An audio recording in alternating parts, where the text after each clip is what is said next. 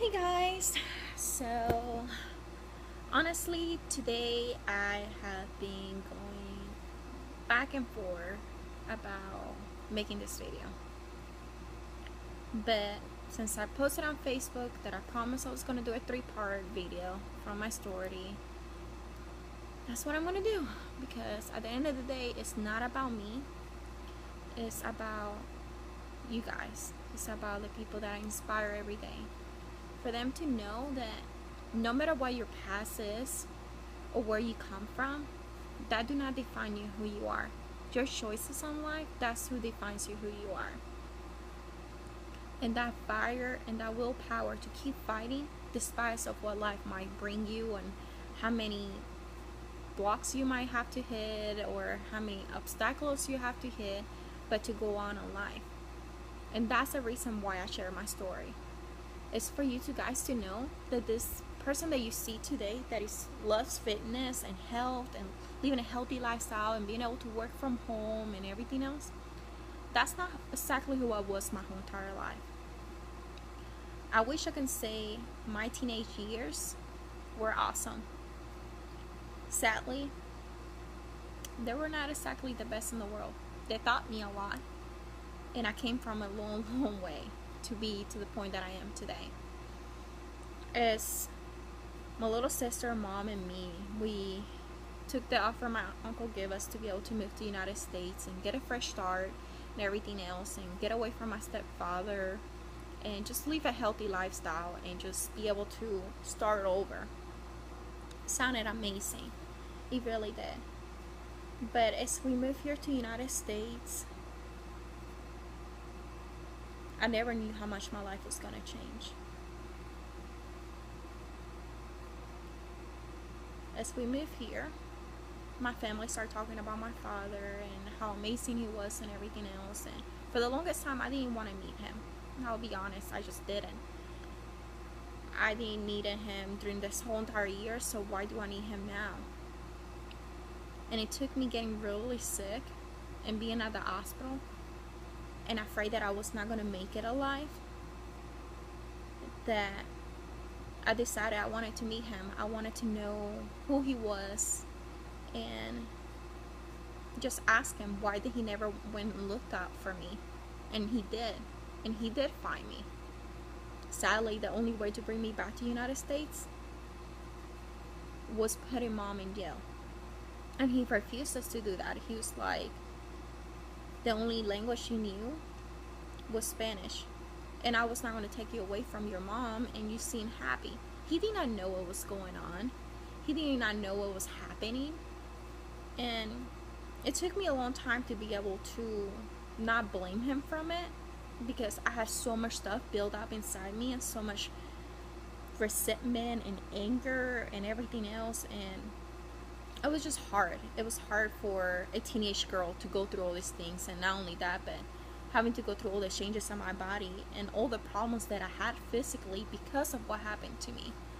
My whole organs inside were not ready for the things that my body was going through, and it hurt me very, very bad.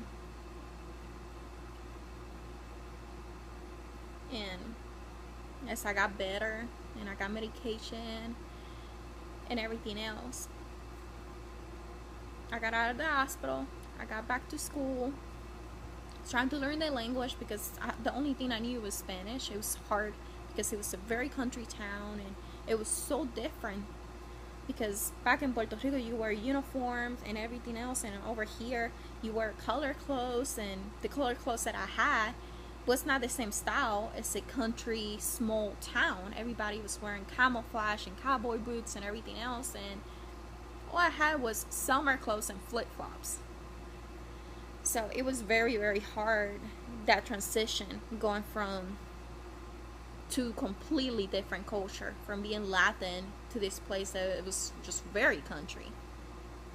And as I started getting adjusted and everything else, 2 months went by. We moved here when it was January, and towards the end of February, I took the bus to come home. And the way how it ran was, the high school bus will come in first, and then an elementary school bus will come later on. That's where my little sister will ride. And as I got down to the bus, I walked up to my grandma's house, because that was the house we were staying at that moment. And as I walk into the living room, I see luggage.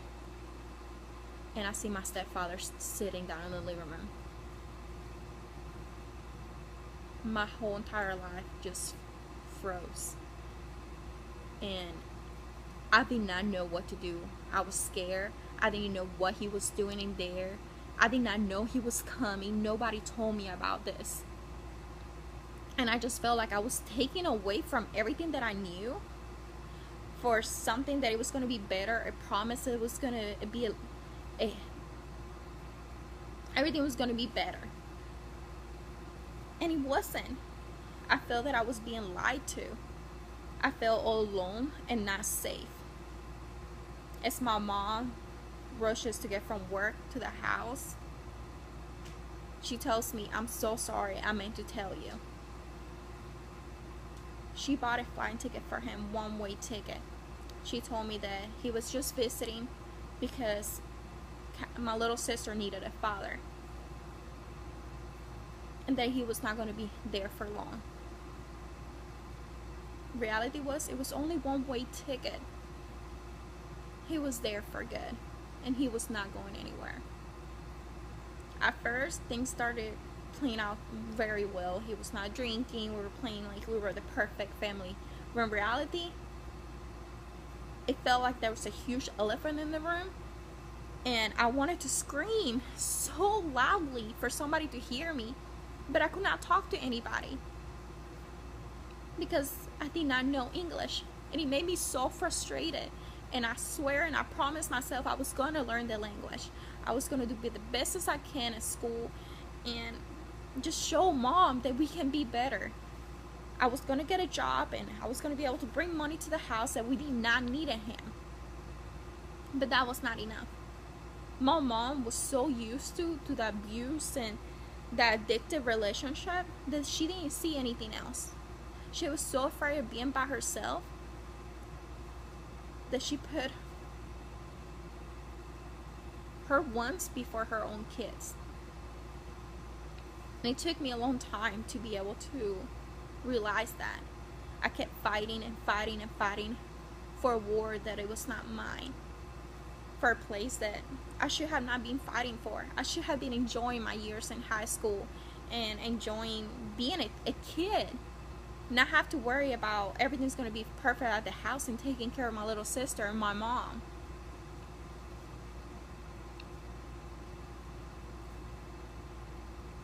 I felt so alone. And as time went by, I still remember one time when me and my mom, we got into it really bad, and I was just so angry at her because we had so many chances to get out of that situation, to go on, to be better, and just I wanted a mom so badly. I needed her. But she didn't know how to. One day as I was going to school, I put a pair of shorts because everybody was wearing shorts at school. I wanted to wear a pair of shorts, and as I was about to walk out of the house, my stepfather gave a comment saying that my shorts were too short, that that's gonna get the wrong impression to other guys. It made me angry for him to say something like that. I didn't want him to look at me. I didn't want him to touch me. I wanted him far away as possible. I said a smart comment. I said, "Who are you to tell me what to wear or not to wear?" My mom slapped me. When she did that, I felt so alone.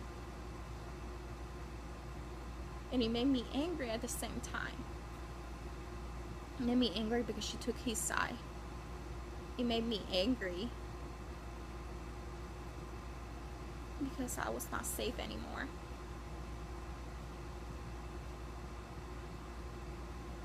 She told me to change my shorts. because Miguel was looking at me. She didn't tell me to change the shorts because they were too short. She didn't tell me to change the shorts because they were not right for school. She told me to change my shorts because my stepfather was looking at me.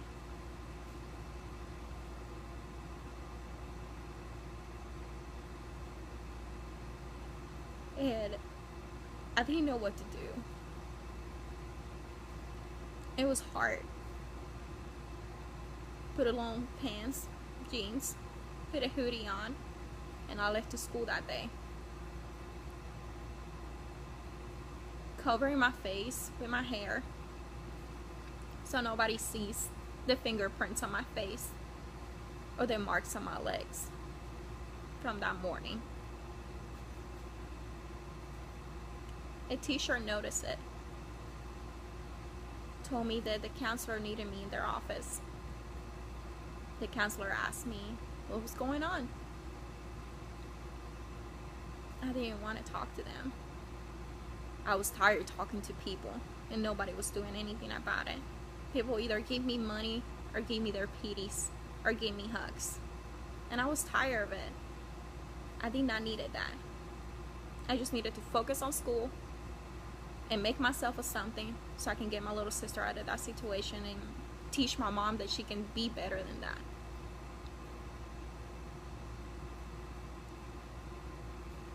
Social work got involved.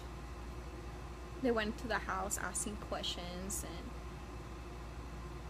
I got hit again because I didn't follow the house rule.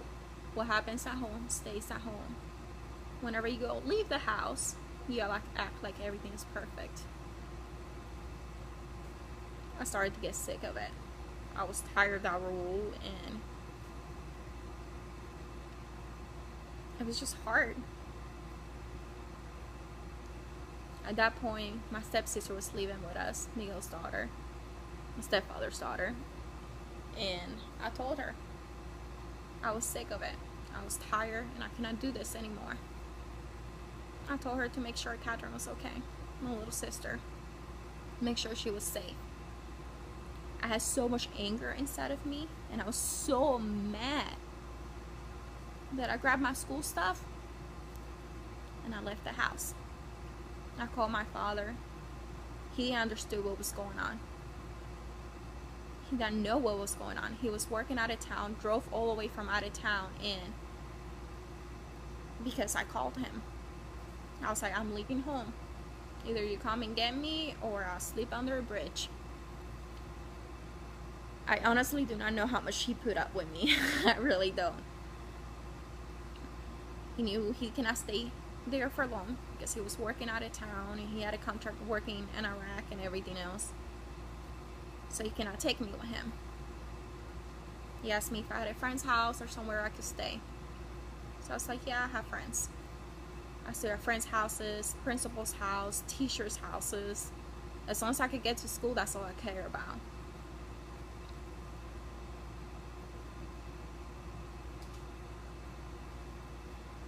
I jumped from place to place as much as I could.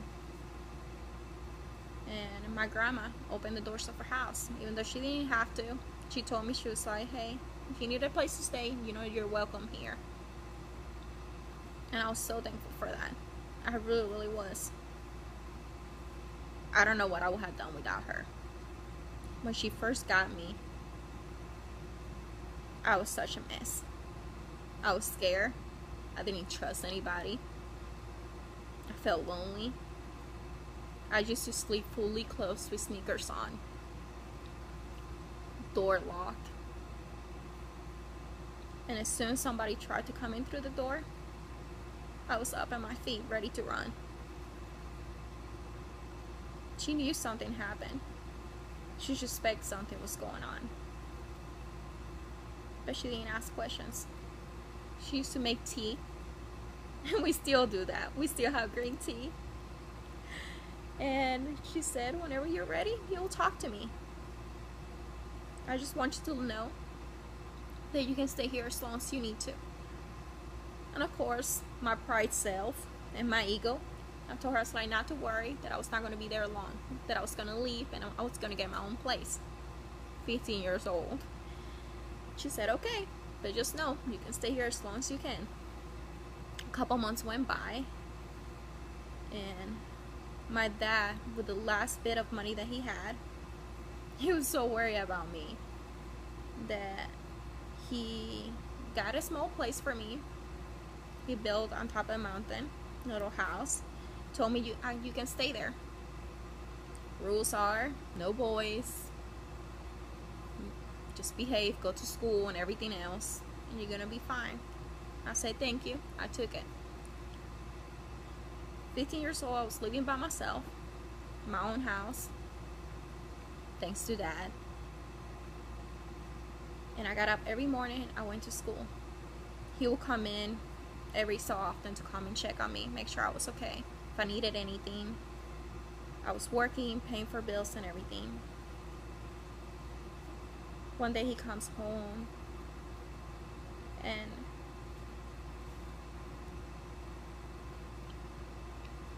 I told him social workers were coming in and asking me questions and everything else because my case was still open. He asked me, what do you mean? What case? And I told him everything that happened. Why I left home. Why I was so angry at him. Why did he never look for me? I told him everything was going on.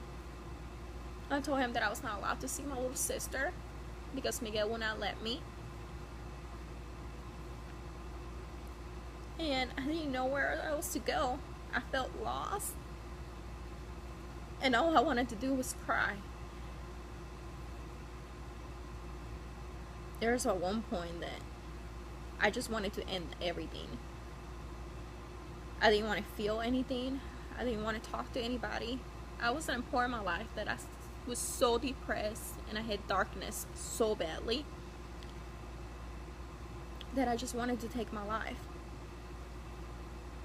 And that was time that I knew I needed to get help. I know I needed to go back to a counselor. I needed to talk to people. My dad told me I needed to report it. I started testifying. I started talking to counselors, social workers. My dad was angry and upset. As the court case was going, there's a law in North Carolina. If you're married, they cannot make you testify against your spouse. 10 days before the court case, my mom decides to marry my stepfather. They could not make her testify against him. And the only way to open my case and fight it was moving back to Puerto Rico and opening it up, since things happened over there and there was records. I was tired. I didn't even want it to open the case again. I just wanted things to just be normal. I wanted to go to school and be a normal kid. I didn't want to have to deal with anything. I was tired talking. I was tired seeing counselors. I was tired dealing with social workers and court cases and paperwork, where the only thing I wanted to worry was just go to school and be a normal kid. And I did not even know what normal was. I signed up to go to cheerleading. I tried doing dancing. I tried to do all this other stuff, just trying to be normal. And as I see all the other kids doing all these activities, I was worrying about, I need to just go home and do homework. I feel better just reading a book and being in the library by myself. As soon as I gathered myself with so many people, I just could not handle it. I tried to be cheerful and happy, but in reality, the only thing I wanted to do was just be away from everybody. I wanted to be myself. I started eating my emotions. I started eating pizza and junk food. Every single time I stopped or before class, I would stuff my face with McDonald's and junk food. And as I graduated and I went to college my binge eating got worse. I started eating a lot more, and I blame myself a lot. I blame myself for leaving my little sister behind, for not fighting for her. I blame myself for being weak. I blame myself for not being the best of the best. And it was just so hard. And I remember being in college, I saw this one door on the dorms, and it was so decorated with all these decoration and balloons, and I did not know what was going on. And I asked my roommate, I was like, what is that? She told me that's Pledging Week, so there's going to be new girls. And I was like, Pledging Week? And she told me, she was like, yeah, it's a sorority. So I started looking up into sororities and everything else and trying to find out what is this whole decorating door stuff. And I find out that it was a sorority called Alpha Chi Omega. And their philanthropy was awareness for domestic violence. Once I find that out, I knew that was the sorority for me. I have not visited the house. I did not know the girls. But I knew that that was a calling. That's where I needed to be. And if I was going to go and do this college thing, I wanted to be able to help other girls. They have gone through the same issues. They have gone through all these different things. But I didn't know how. I didn't know how to express or how to go on about life when I was still figuring out what was I going to do in my own life. As I was in college, I joined the sorority and I met all these girls. There was like over 50 girls. And they're all smiling and happy and cheerful and loving. And for me, it was out of my comfort zone. I started listening to their stories, their backgrounds, and where they come from, why they choose the sorority. And I never really told them why I decided to join. I just said that I felt by myself. I didn't have a mom, or I didn't have really parents or anything like that. And that I just wanted a home far away from home. And they said, welcome. But in reality, I wanted to find meaning of life. I was so hungry for it that I was just going through the emotions. I was going to school, I was going to classes, but I did not know what I was fighting anymore. I didn't know why was I pushing myself so hard for school when the one person that I was doing this for, I didn't see the point for it anymore.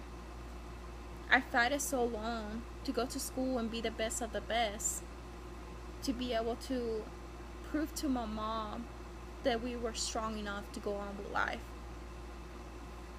and to give a better life to my little sister than I had. But as all the court cases went and everything, my little sister was too young to know what was going on.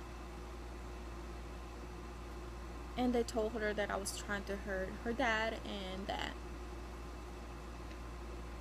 I was just a very, very mean person, and that I would have bad examples for her. They didn't allow me to talk to her. They didn't allow me to see her or anything. And even though social services told me that I could fight for visiting brides and go see her because they were all about family and keeping them together and everything else, I was not going to fight it. I told my little sister whenever she was ready, she knew where to contact me. But I was never going to contact her again, and I was never going to bother her because I didn't want to make her life more difficult. So I decided for my major in school to do social work, to be able to help other women that have gone through my same problems, situations, to show them that life can go on and they can do something with themselves. They can get education, they can join sorority and clubs and fraternities and different things out there, to be able to pay it forward and prove to other girls that life can go on and you can be strong and overcome your past, no matter what it might be. So tomorrow I'm gonna go on and talk a little bit more about my senior years in college and a little bit more and where I'm at today, guys. I hope this video inspire you guys. I know it's a lot, but I just want you guys to know that life is a journey. Sometimes we hit a lot of hard bottoms, but little by little, the universe has a bigger plan for us, even though we might not see it or might not understand it. My teenage years and college years was a lot about trying to figure out what was going to be my next step. What was I going to do with my life? Never I knew that my life was going to be about to change for the best. But it took me a lot of hard sorrow to be able to get to the point that I am today. So I'm going to end up the video today. I know it's very, very long. So if you got to watch this point, thank you guys. And I hope you guys have a good night. Bye.